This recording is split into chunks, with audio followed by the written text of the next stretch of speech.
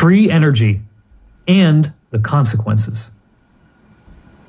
At this same Zurich conference, Dr. Brian O'Leary revealed a wealth of information suggesting free energy devices have been invented again and again, but are invariably suppressed by corporate power brokers.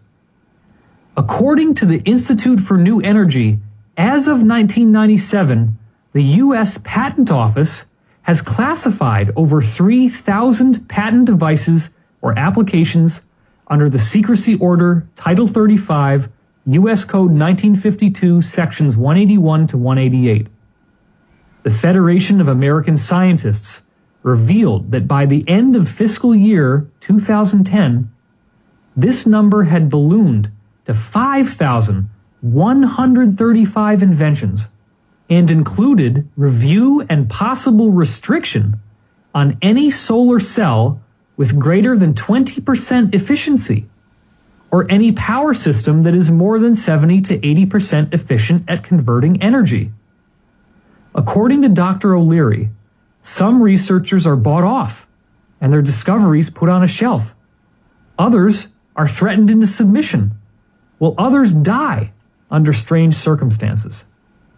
Dr. O'Leary then brought me up on stage for a panel discussion, and he mentioned how Dr. Stefan Marinov, the head of the European free energy movement, allegedly jumped to his death from the 10th story of the library building at the University of Graz in Austria.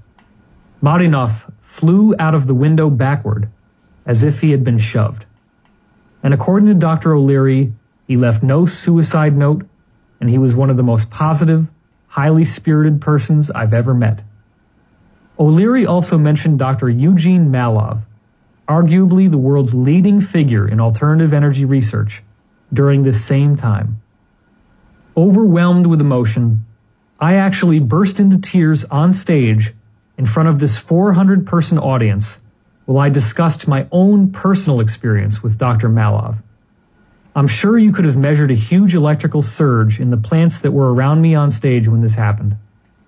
Dr. Malov started out as the head science writer for Massachusetts Institute of Technology's own journal. Malov claimed he was ordered to suppress research into cold fusion, during which they had gotten positive results suggesting free energy was being generated from the reaction. From there, he quit his job and went on to start Infinite Energy magazine and became arguably the top coordinator, publisher, and liaison for alternative energy inventors worldwide.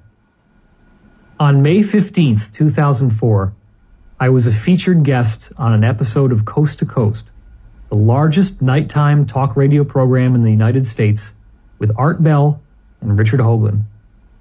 I found out a few days before airtime that Dr. Malov was going to come on as our surprise special guest. We were about to make a stunning announcement. Hoagland and Malov were going to visit Washington, D.C. the following week and bring along a working tabletop free energy device. This device apparently would begin spinning by simply being stared at and did not use any conventional power source. I wasn't sure how it worked, but it sounded fascinating. And I knew such things were theoretically possible from the source field investigations I had been doing already. Hoagland had lined up meetings with various senators and congressmen to demonstrate the device and push for these breakthroughs to be released to the public for study and commercial application. Less than 24 hours before we were about to go live on the air, Dr. Malov was bludgeoned to death outside his parents' home. I found it quite suspicious that this happened right before the announcement to the public of Dr. Malov's secret device and of his imminent political mission to Capitol Hill. Certain groups do appear to have a serious vested interest in suppressing the source field investigations.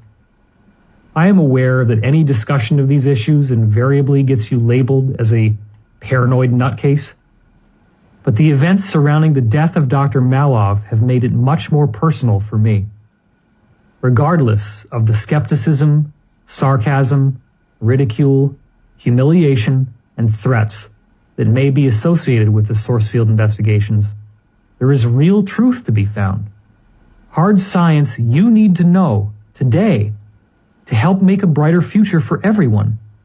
And best of all, these discoveries are very positive, ultimately proving that most people's idea of a loving God is, in fact, alive and well.